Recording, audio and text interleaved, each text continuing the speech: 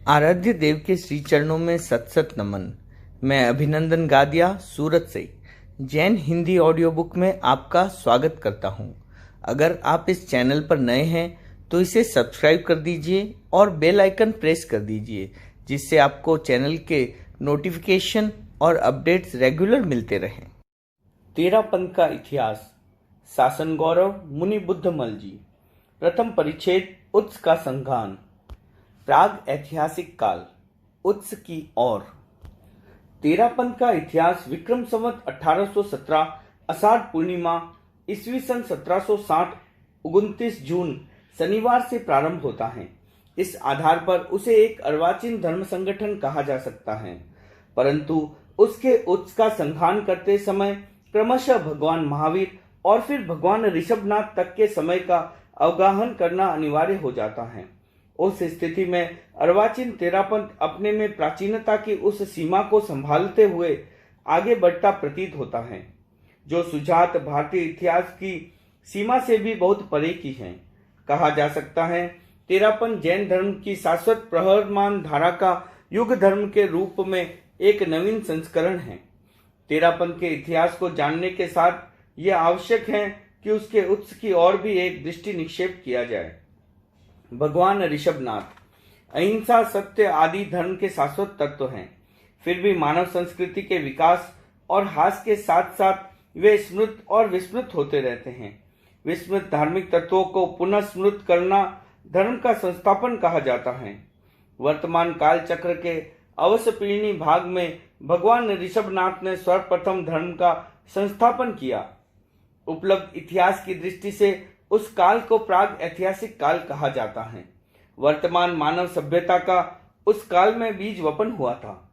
उससे पूर्व मनुष्य युगल रूप में रहता था, वृक्षों से ही अपनी समस्त आवश्यकताओं की पूर्ति किया करता था। सभ्यता का विकास। भगवान ऋषभनाथ ने कई सभ्यता की नींव डाली। उन्होंने लोगों को कृषि कर्म सिखलाया, अग्नि से काम लेने की प्रक्रिया स्थापित की, सामाजिक आर्थिक और राजनीतिक तंत्रों की व्यवस्था की। सभ्यता का वह आदि गुण युग था। भगवान ऋषभनाथ उसके संस्थापक थे, अतः वे आदिनाथ कहलाए। धर्म प्रवर्तन। लोक धर्म की स्थापना के पश्चात भगवान ऋषभनाथ ने लोकोत्तर धर्म मोक्ष धर्म का प्रवर्तन किया। वह भोग से त्याग की ओर, असंयम से संयम की ओर तथा तम से ज्योति की ओर अभियान था। इस काल चक्र में जैन धर्म का आदि स्रोत वहीं से प्रारंभ हुआ। भगवान ऋषभ जैन धर्म के 24 तीर्थंकरों में प्रथम तीर्थंकर थे। भगवान अरिष्टनेमी। भगवान ऋषभ के पश्चात होने वाले तीर्थंकरों में अरिष्टनेमी 22वें तीर्थंकर थे। वे श्री कृष्ण के चचेरे भाई होने के साथ साथ उनके आध्यात्मिक गुरु भी थे। छांदोग्य उपनिषद में श्री कृष्ण के गुरु का नाम घोर आंगिरस बतलाया है। उन्होंने श्री कृष्ण को आत्मयज्ञ का उपदेश दिया। उस यज्ञ की दक्षिणा बतलाई गई है तपश्चर्या, दान, ऋजुता, अहिंसा और सत्य। ये सब के सब आत्मगुण हैं। वेदों में आत्म तत्व की कोई सुस्थिर मान्यता प्रतिपादित नहीं मिलती, जबकि जैन धर्म प्रारंभ काल से ही आत्मवाद की भीति पर अवस्थित है। अतः कुछ इतिहासवेताओं का मत है कि वेदों से भी पूर्व आत्म विषयक इतना सुव्यवस्थित उपदेश देने वाले जैन तीर्थंकर अरिष्टनेमी ही थे। वैदिक साहित्य में वे ही घोर आंगिरस नाम से वर्णित हुए हैं। इतिहास की परिधि। भगवान ऋषभ से भगवान अरिष्टनेमी तक के 22 तीर्थंकरों का काल प्राग ऐतिहासिक इसलिए कहा जाता है कि उस काल पर प्रकाश डालने वाला कोई समसामयिक साहित्य अथवा वास्तुशिल्प आदि उपलब्ध नहीं है। जैन साहित्य का विशाल भाग प्राय भगवान महावीर के पूर्व का नहीं है। थोड़ा भाग भगवान पार्श की परंपरा का उसमें अवश्य सम्मिलित माना जाता है। बौद्ध साहित्य ने तो निसंदेह महात्मा बुद्ध से ही अपना आदि स्रोत प्रारंभ किया। वैदिक साहित्य अवश्य अपेक्षाकृत प्राचीन है। वेद सबसे प्राचीन माने जाते हैं। उनका अस्तित्व 5000 वर्ष पूर्व का कहा जाता है। वर्तमान इतिहास की परिधि भी प्राय वही तक सीमित है। उसके पूर्व की घटनाओं को सिद्ध करने का कोई मार्ग उपलब्ध नहीं है। सुदूर अतीत। 22 तीर्थंकरों का इतिहास की दृष्टि शक्ति से परे सुदूर अतीत में चला जाता है। यद्यपि वेदों में भगवान ऋषभ, अजित और अरिष्टनेमि का नामोल्लेख हुआ है और वहां उनकी स्तुति की गई है, फिर भी उससे केवल इतना ही सिद्ध किया जा सकता है कि वेद रचना से पूर्व उन महापुरुषों के नामों से जनता परिचित थी। ऐतिहासिक काल। भगवान पार्श्वनाथ। 23वें तीर्थंकर भगवान पार्श्वनाथ ऐतिहासिक पुरुष थे। उनका जन्म वाराणसी में हुआ। उनके पिता राजा अश्वसेन और माता वामा देवी थी। उन्होंने भगवान महावीर से प्राय 250 वर्ष पूर्व तीर्थ प्रवर्तन किया। उनकी परंपरा भगवान महावीर के समय तक अविच्छिन्न चलती रही। भगवान महावीर के माता पिता भगवान पार्श्वनाथ की परंपरा के ही अनुयायी थे। भगवान पार्श्वनाथ चतुर्याम धर्म का उपदेश देते थे। वे 4 याम थे: अहिंसा, सत्य, अस्तेय और बहिदा दान। जैन परंपरा के अनुसार प्रथम और अंतिम तीर्थंकर पंचयाम धर्म का प्रवर्तन करते हैं और शेष 22 तीर्थंकर चतुर्याम धर्म का। भगवान महावीर ने जब पंचयाम धर्म का प्रवर्तन किया तब भगवान पार्श्वनाथ की परंपरा के अनेक मुनि संदिग्ध हुए कि एक उद्देश्य से प्रवृत्त होने पर भी धर्म में यह द्वैत कैसा। वे भगवान महावीर के शिष्यों से मिले, चर्चाएं की और दोनों का अभेद समझकर अनंत पंचयाम धर्म में प्रविष्ट हो गए। उस सम्मिलन से पूर्व तक भगवान पार्श्व की परंपरा काफी सबल रूप से चलती रही थी। समाज के प्राय सभी वर्गों को उसने प्रभावित किया था।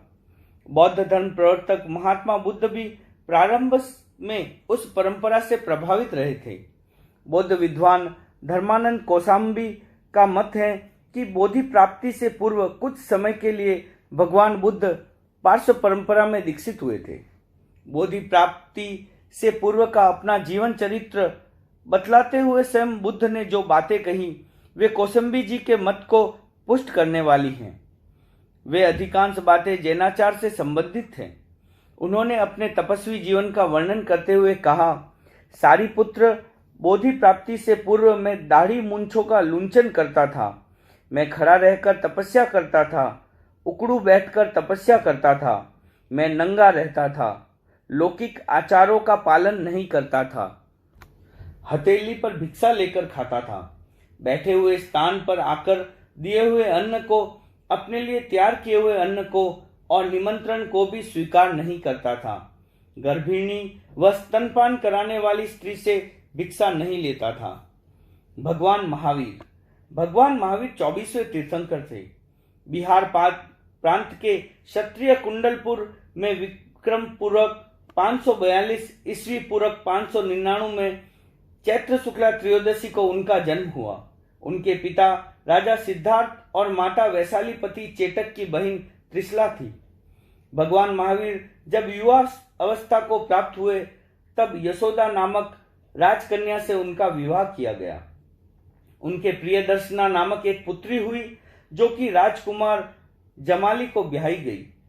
30 वर्ष की पूर्ण युवावस्था में सहज प्राप्त सुखों को ठुकराकर वे आत्म साधना में लग गए। दीक्षित होते समय उनकी प्रथम प्रतिज्ञा थी, आज से मेरे लिए सब प्रकार के दोषाचरण अकरणीय हैं। उन्होंने अपने आप को तपश्चर्या और तत्व चिंतन में लगा दिया। 12 वर्ष और 6.5 महीने की निरंतर साधना के अनंतर उन्हें कैवल्य की प्राप्ति हुई। साधना के शिखर को प्राप्त कर लेने के पश्चात उन्होंने मध्यम पावा में आकर सब प्राणियों के हितार्थ धर्मोपदेश दिया।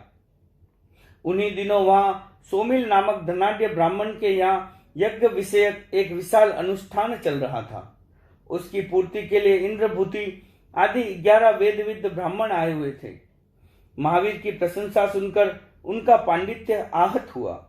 वे उनको शास्त्रार्थ में परास्त करने के लिए एक एक करके वहां गए, किंतु उनके धर्मोपदेश से स्वयं प्रभावित हो गए।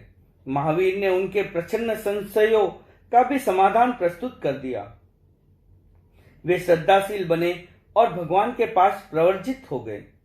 भगवान ने साधु समूह की व्यवस्था का भार उपयुक्त 11 विद्वान शिष्यों को सौंपा, अतः वे गणधर कहलाए।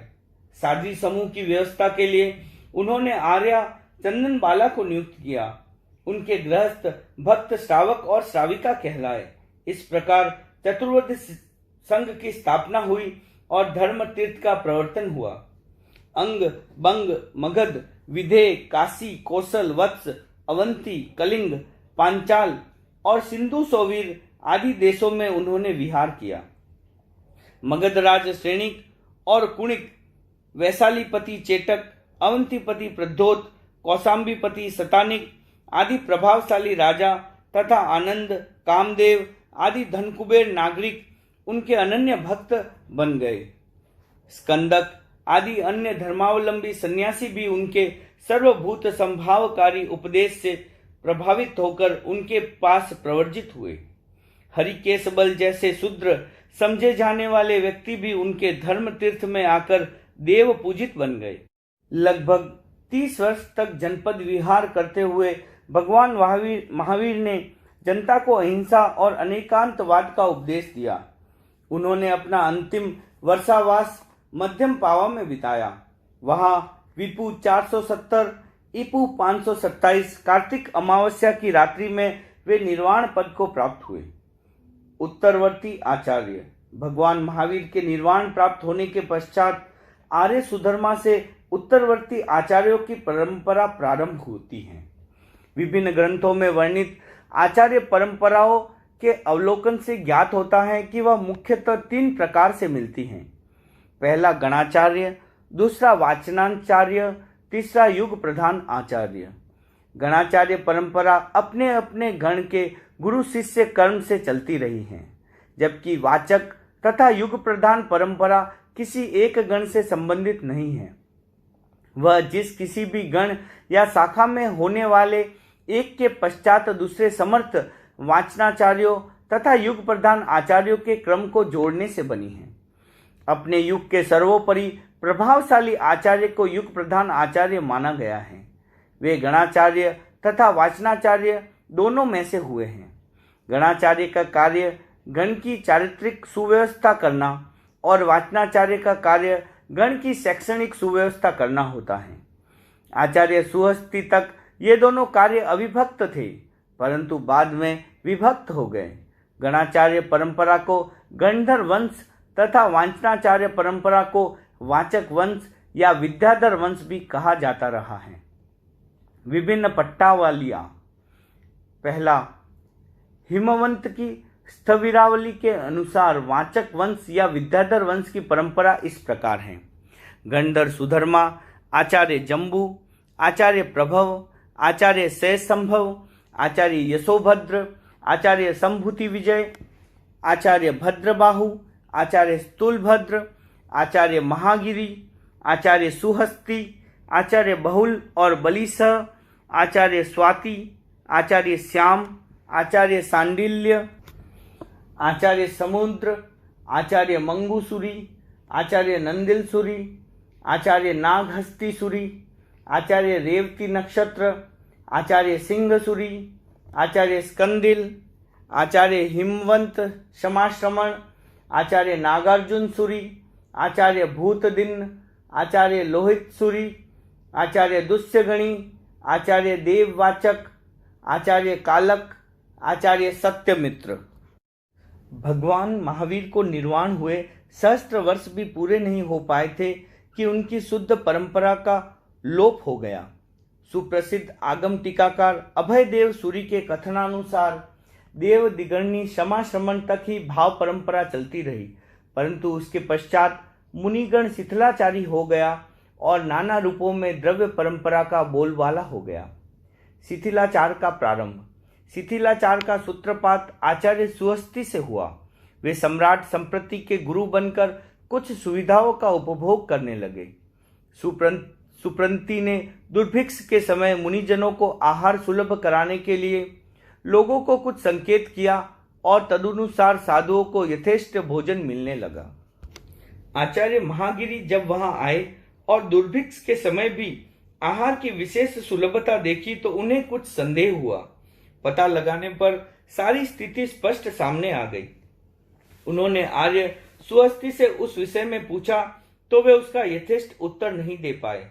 इस पर महागिरी ने उनसे संबंध विच्छेद कर लिया। आचार्य महागिरी की उस दृढ़ नीति ने आर्य सुहस्ती को संभलने के लिए बाध्य कर दिया। यद्यपि आर्य सुहस्ती तो शीघ्र ही संभल गए, परंतु जो शिथिलाचार उनसे प्रशय पा चुका था वह निर्मूल नहीं हो सका। अंदर ही अंदर शुद्ध परंपरा के साथ साथ एक शिथिल परंपरा भी चल पड़ी और चलती रही।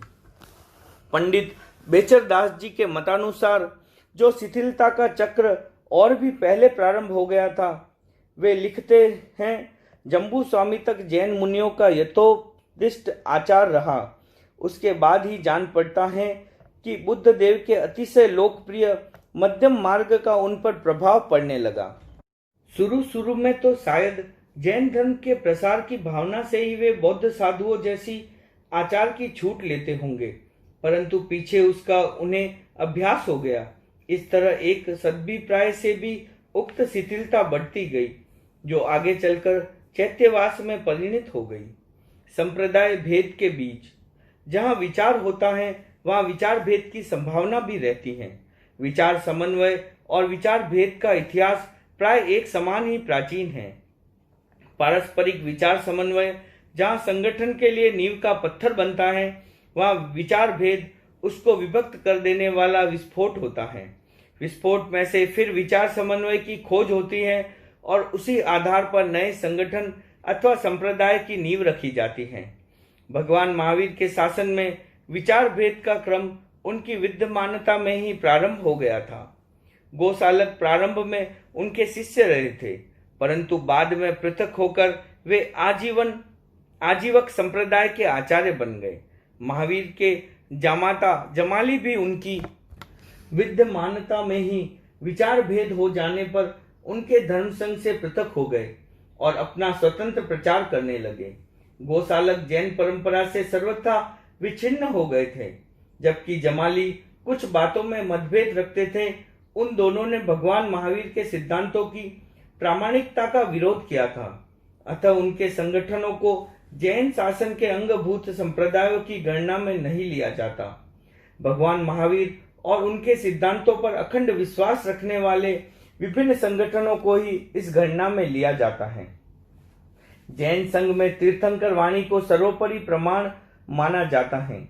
वह आत्मनाभूत प्रत्यक्ष के आधार पर सूत्र रूप में परिरूपित है। उसकी व्याख्या में विभिन्न मतभेद हुए, जो कि संप्रदाय भेद के बीच कहे जा सकते हैं। भाष्यकार तथा टीकाकार प्रत्यक्षदर्शी नहीं थे। उन्होंने सूत्र के आशय को यद्यपि परंपरा के प्रकाश में ही देखने का प्रयास किया, फिर भी जहां जहां वह हृदयगम नहीं हो पाया, वहां वहां उन्होंने अपनी अपनी युक्तियों को काम में लिया। फलस्वरूप अनेक मतभेद हुए और वे समय परिपाक से विभिन्न संप्रदायों के रूप में फलित हुए। श्वेतांबर और दिगंबर। वीर निर्माण के 609 वर्ष पश्चात दिगंबर संप्रदाय की स्थापना हुई, ऐसी श्वेतांबर परंपरा की मान्यता है। दिगंबरों का कथन है कि विक्रम नृप की मृत्यु के 136 वर्ष पश्चात अर्थात वीर निर्वाण के 606 वर्ष पश्चात श्वेतांबर संप्रदाय का जन्म हुआ। दोनों संप्रदाय अपने को मूल और दूसरे को अपनी शाखा मानकर चलते हैं। कौन मूल है तथा कौन शाखा है, यह अनुसंधान का विषय है। शब्दों की दृष्टि से श्वेतांबर और दिगंबर ये दोनों ही परस्पर सापेक्ष हैं। इनमें किसी एक का नामकरण होने के पश्चात ही दूसरे के नामकरण की आवश्यकता प्रतीत हुई होगी। दोनों ही नामों में वस्त्र को प्रधानता दी गई है, अतः सहज ही यह अनुमान लगाया जा सकता है कि परस्पर अन्य कितने ही मतभेद क्यों न रहे हो, परंतु संप्रदाय भेद का मुख्य कारण सचेलत्व अचेलत्व का प्रश्न ही रहा था। भगवान महावीर ने अपने संघ में सचेल और अचेल दोनों ही प्रकार के श्रमणों को समान रूप से स्थान दिया था। अचेल मुनि जिन कल्पिक और सचेल मुनि स्थविर कल्पिक कहलाते थे। उनके प्रभावक व्यक्तित्व का पोष पाकर संयम की भूमिका पर उगा हुआ श्रमण संघ का वह वृक्ष समन्वय अपने प्रकांड पर चिरकाल तक दोनों ही शाखाओं को समान रूप से धारण करता रहा। भगवान महावीर निर्वाण के पश्चात उक्त अभेद बहुत लंबा नहीं चल सका। जम्बू स्वामी के निर्वाण प्राप्त होने के साथ ही भेद वृत्ति पनपने के संकेत मिलते हैं। उनके निर्वाण काल से ही साधना की जिन 10 विशेष अवस्थाओं का लोप माना गया है, उनमें एक जिन कल्पित अवस्था भी है। संभव है अंतरंग में पनप रहे द्वैत की वह प्रथम घोषणा रही हो। उसके कुछ वर्ष पश्चात 10वें कालिक में आचार्य सहज संभव का यह स्पष्टीकरण भी है कि ज्ञात पुत्र महावीर ने संयम और लज्जा के निमित्त वस्त्र धारण को परिग्रह नहीं कहा है, उन्होंने तो मूर्छा को परिग्रह कहा है। उसी भेद रेखा का और अधिक स्पष्टता के साथ संकेत करता है। इतना होते हुए भी उस समय वह मतभेद अंदर ही अंदर चलता रहा प्रतीत होता है। बाहर उस मतभेद की स्पष्ट अभिव्यक्ति तब हुई जबकि आचार्य भद्रबाहु की अनुपस्थिति में वीर निर्वाण 160 के लगभग पाटलिपुत्र में महासम्मेलन बुलाया गया और उसमें 11 अंगों का संकलन किया गया। वह वाचना सबको पूर्ण मान्य नहीं हो सकी। उससे पूर्व परस्पर में केवल आचार संबंधी मतभेद ही चलता था, परंतु उसके पश्चात श्रुत संबंधी मतभेद भी चालू हो गया। इतना होने पर भी दोनों परंपराएं ज्यों त्यों साथ साथ चलती रही। कालांतर में जब मतभेदों का दबाव इतना अधिक हो गया कि साथ साथ चल पाना असंभव हो गया, तब विक्रम निर्वाण 606 ईस्वी सन 79 में जैन श्रमण संघ का एकत्व श्वेतांबर और दिगंबर के द्वित्व में परिणित हो गया। चैत्यवासी और सविघ्न जैन धर्म में सुव्यवस्था के लिए प्रारंभ में अनेक गणों की व्यवस्था थी। भगवान के समय में 9 गण थे। उनके पश्चात भी पृथक पृथक आचार्यों के नाम से पृथक पृथक गण या गच्छ चलते रहे थे, परंतु वे सब परस्पर अविरोधी थे। उनमें कोई मतभेद अथवा विग्रह नहीं था। विक्रम निर्वाण 882 में चैत्यवासी संप्रदाय की स्थापना हुई। उसके साथ ही दूसरा पक्ष सविघ्न सुहृत मार्गी या विधि मार्गी कहलाया। फलस्वरूप श्वेतांबर मुनिगण 2 विभागों में विभक्त हो गया। चारित्रिक शिथिलता का प्रारंभ तो आर्य सुहस्ती से ही हो गया था, परंतु संप्रदाय रूप में उसकी व्यवस्थित स्थापना उक्त प्रकार से विक्रम निर्वाण की 9वीं शताब्दी में हुई। उस समय शिथिलाचार के कारण कुछ मुनि उग्र विहार छोड़कर मंदिरों के परिपार्श्व में रहने लगे। धीरे धीरे उन्होंने अपना बल बढ़ाया। विक्रम निर्वाण की 10वीं शताब्दी तक उनके संप्रदाय का कोई प्राबल्य नहीं था। देव बुद्धिगणी क्षमा श्रमण के दिवंगत होते ही उनका बल बढ़ गया। उन्होंने विद्या बल और राज्य बल दोनों के द्वारा उग्र विहारी श्रमणों पर पर्याप्त प्रहार किया। वे लोग मठाधीश बनकर तो रहने ही लगे, साथ ही वेदक निमित्त कथन तथा मंत्र डोरा ताबीज आदि भी करने लगे। सुहित मार्गी मुनियों ने उनके शिथिलाचार के विरुद्ध लंबे समय तक अपना अभियान चालू रखा। आचार्य हरिभद्र ने संबोध प्रकरण में, आचार्य जिन वल्लभ ने संग पटक में, आचार्य जिनपति ने उसकी टीका में चैत्यवासियों के शिथिलाचार पर प्रबल प्रहार किए। लोकामत विक्रम की 16वीं शताब्दी में लोका शाह ने आचार की कठोरता के पक्ष को प्रबल किया। उन्होंने व्यर्थ की क्रियानुष्ठानों, कुसंस्कारों आदि को मिटाने का प्रयास किया। मूर्ति पूजा के वे प्रबल विरोधी थे। कबीर आदि ने मूर्ति पूजा का विरोध प्राचीन शास्त्रों को छोड़कर केवल आत्मानुभव के आधार पर किया था, परंतु लोका शाह ने इस कार्य में प्रधानता प्राचीन शास्त्रों का ही आश्रय लिया। ऐसा अभिमत है कि वे कुछ समय तक कबीर के समकालीन थे। कुछ लोगों की मान्यता है कि लोका शाह ने स्वयं दीक्षित होकर धर्म प्रचार किया था, तो कुछ उसके विपरीत यह मानते हैं कि वे अंत तक गृहस्थी ही रहे थे। दोनों ही धारणा वाले व्यक्ति इस बात पर एक मत हैं कि उन दिनों उनके मंतव्यों का प्रचार बड़े जोरों से हुआ था। कहा जाता है कि उन्हीं दिनों तीर्थ यात्रा के लिए जाता हुआ कोई संघ अहमदाबाद में ठहरा। उसके अनेक व्यक्ति लोका शाह के संपर्क में आए। उन्हीं में से 45 व्यक्ति प्रतिबुद्ध हुए और उन सब ने विक्रम संवत 1531 में, कुछ के मतानुसार 1533 में एक साथ दीक्षा ग्रहण की। तभी से उनके गच्छ का नाम लोका गच्छ हुआ। कुछ लोग उनके धर्म को दया धर्म भी कहते हैं। जितने वेग से लोकामत का प्रसार हुआ, उतने ही वेग से छिन्न भिन्न भी हो गया। केवल 30 वर्ष की अवधि में ही उसमें अनेक शाखाएं हो गई। मूलतः लोकामत का संघीय पक्ष प्रारंभ से ही निर्बल रहा, उसकी सम्यक व्यवस्था कभी हो ही नहीं पाई। स्थानकवासी लोकासार के अनुयायियों में आगे चलकर लवजी मुनि हुए।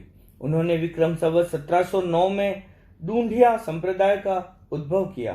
कालांतर में इस संप्रदाय की एक शाखा के आचार्य धर्मदास जी विक्रम संवत 1716 में दीक्षित हुए। उनके 99 शिष्य हुए। आचार्य धर्मदास जी के दिवंगत होने पर वे सब 22 शाखाओं में विभक्त हो गए। फलस्वरूप उनकी शिष्य परंपरा 22 टोला नाम से प्रसिद्ध हुई। अब तक उक्त परंपरा की 17 शाखाओं का पूर्ण लोप हो चुका है। शेष 5 शाखाओं में ही साधुओं की संख्या नगण्य रही है। फिर भी यह नाम इतना प्रचलित हुआ कि ढूंढिया संप्रदाय की समग्र शाखाओं को लोग इसी नाम से पहचानने लगे। स्थानकवासी नाम अपेक्षाकृत अर्वाचीन है, परंतु वर्तमान में यही अधिक प्रचलित है। यह नाम संभवतः तब प्रचलित हुआ जब इस संप्रदाय के मुनि स्थानकों में रहने लगे। सुप्रसिद्ध विद्वान आचार्य सिटी मोहन सेन का इस विषय में यह अभिमत है। बाद में जब लोगों में ठीक रूप से उनकी प्रतिष्ठा हो गई, तब इस संप्रदाय के लोग भिन्न भिन्न जगहों में अड्डे जमाने लगे और सांप्रदायिक वैभव खड़ा होने लगा। क्रमशः उनको स्थानक दोष स्पर्श करने लगा, इसलिए उन्हें स्थानकवासी कहने लगे। 13 पंथ स्थानकवासी संप्रदाय में से 13 पंथ का उद्भव हुआ। आचार्य धर्मदास जी के 22 शिष्यों में से एक धन्नोजी थे। उनके तृतीय पट पर आचार्य रघुनाथ जी हुए। 13 पंथ के प्रवर्तक आचार्य भीकन जी ने उन्हीं के पास दीक्षा ग्रहण की थी। उन्होंने संघ के आचार विचार को आगमों के कशोपल पर कस कर देखा तो अनेक अपूर्णताएं मिली। संगठन के अभाव ने भी उनके मन को झकझोरा। फलस्वरूप विक्रम संवत 1817 आषाढ़ पूर्णिमा के दिन 13 पंथ की स्थापना हुई। आदि में 13 साधु और 13 श्रावक ही थे, अतः इसका नाम 13 पंथ पड़ गया। स्वामी जी ने उस नाम को स्वीकार करते हुए उसका अर्थ किया, हे प्रभो, यह 13 पंथ। स्वामी भीकन जी ने श्रमण संघ के जिस सुदृढ़ स्वरूप का सपना देखा था, उसे उन्होंने 13 पंथ में मूर्त रूप दे दिया। आचार शुद्धि बनाए रखने के लिए उन्होंने अनेक मर्यादाएं की। आगमानुमोदित विचारों की स्थापना के लिए उन्होंने आगम मंथन किया और अनेक नए तथ्यों का उद्घाटन किया। संगठन की दृढ़ता के लिए उन्होंने व्यक्तिगत शिष्य प्रथा को समाप्त किया और समूचे संघ के लिए एक ही आचार्य का होना मान्य रखा। थोड़े ही दिनों में एक आचार्य और एक आचार और एक विचार के लिए 13 पंथ अन्य श्रमण संघों के लिए अनुकरणीय बन गया। दिगंबर 13 पंथ। श्वेतांबर के सामने दिगंबरों में भी अनेक शाखाएं हुई। उनमें एक शाखा का नाम 13 पंथ है। वह भी शिथिलाचार के विरुद्ध एक क्रांति का ही परिणाम है। दिगंबर परंपरा में भी जब शिथिलाचार व्याप्त होने लगा, तब मुनिजन उग्र विहार छोड़कर मठवासी बनने लगे। जो भट्टारक शब्द पूज्य तथा आदरणीय अर्थ में दिगंबाचार्यों के नाम के साथ उपाधि रूप में जोड़ा जाता था, कालांतर में वह किसी मठ या मंदिर से संबंध मुनि के लिए रूढ़ हो गया। मठवास की यह प्रवृत्ति 4वीं-5वीं सदी से बढ़ने लगी। परंपरानिष्ठ साधु उनके शैथिल्य से बड़े असंतुष्ट थे। उन्होंने यथासमय तीव्रता से उनका विरोध किया।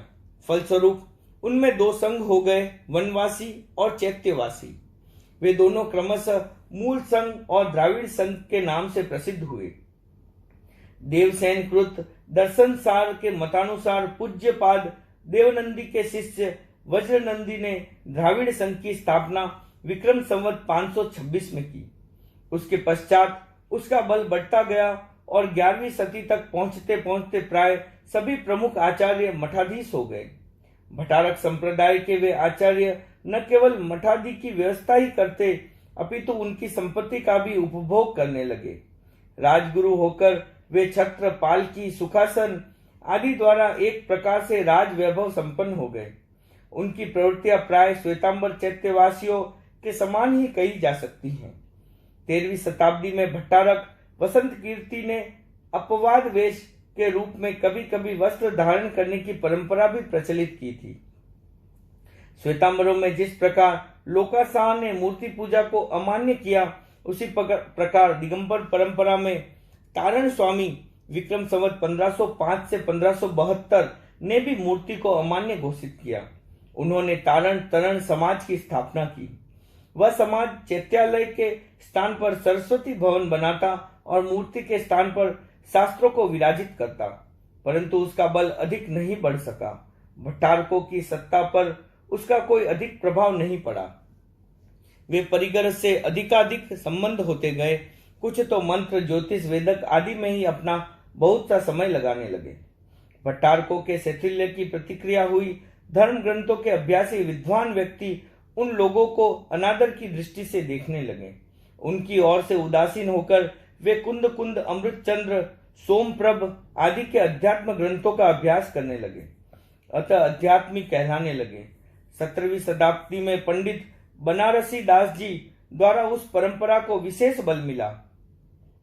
तब से अध्यात्म विद्वानों की वह परंपरा वाराणसी या बनारसी मत के नाम से प्रसिद्ध हुई, किंतु आगे चलकर उसका नाम 13 पंथ हो गया। उसके साथ ही भट्टारकों का प्राचीन मार्ग 20 पंथ कहलाने लगा। श्वेतांबर और दिगंबर इन दोनों ही परंपरा में 13 पंथ का ये नाम साम्य एक विचित्र संयोग की बात ही कही जा सकती है। श्वेतांबर 13 पंथ के नामकरण का तो एक सुनिश्चित इतिहास है, किंतु दिगंबर 13 पंथ का नाम कब हुआ और क्यों हुआ, यह अभी तक अज्ञात ही है। दिगंबर अमान्य के सुप्रसिद्ध विद्वान पंडित नाथूराम प्रेमी का अनुमान है कि श्वेतांबर 13 पंथ के उदय के पश्चात ही दिगंबर परंपरा में यह नाम प्रयुक्त होने लगा। वे लिखते हैं, बहुत संभव है कि ढूंढकों में से निकले हुए 13 पंथियों के जैसा निंदित बतलाने के लिए वे लोग भट्टारकों को अपना गुरु मानते थे तथा इनसे द्वेष रखते थे। इसके अनुगामियों को 13 पंथी कहने लगे हो और धीरे धीरे उनका दिया हुआ ये कच्चा टाइटल पक्का हो गया हो। साथ ही वे स्वयं इनसे बड़े 20 पंथी कहलाने लगे हो। यह अनुमान इसलिए भी ठीक जान पड़ता है कि इधर के लगभग 150 वर्ष के ही साहित्य में 13 पंथ के उल्लेख मिलते हैं, पहले के नहीं। अंतिम संप्रदाय। जैन धर्म में 13 पंथ को अंतिम संप्रदाय कहा जा सकता है। इसके प्रवर्तक स्वामी भीकन जी ने इसकी संगठना में अत्यंत दूरदर्शिता से काम किया। आचार विशुद्धि के साथ साथ उन्होंने संघ की एकता पर विशेष रूप से बल दिया। उन्होंने संघ की नियमावली में इस प्रकार की सुव्यवस्था की कि संघ का हर सदस्य परस्पर समानता का अनुभव कर सके, पक्षपात रहित न्याय प्राप्त कर सके, आवश्यकता पर पूर्ण रूपेण सेवा प्राप्त कर सके, और सबसे प्रमुख बात यह है कि संयम के अनुकूल वातावरण प्राप्त कर सके। 13 पंथ का आज तक का इतिहास इसका साक्षी है कि उसके सदस्यों की एकता किन्हीं सामायिक स्वार्थों के खंडों को जोड़कर नहीं बनाई गई है, अपितु आत्मार्थिता की भावना के शैल शिखर से अखंड रूप में तराशी गई है। यह इस प्रकार से अखंड रह सके, इसके लिए सावधानी बरतने में संघ के प्रत्येक सदस्य का समान उत्तरदायित्व है। कल के अध्याय में हम सुनेंगे कैसे हुआ 13 पंथ धर्म संघ का उद्भव, जानेंगे उस समय की राजनीतिक स्थिति, सामाजिक स्थिति और धार्मिक स्थिति के बारे में, उस समय के साधुओं के शिथिलाचार के बारे में, 13 पंथ के उद्भव के समय ग्रहों की स्थिति के बारे में, स्वामी जी ने 13 पंथ के उज्जवल भविष्य के लिए क्या तैयारी की थी और वर्तमान में क्या स्थिति है।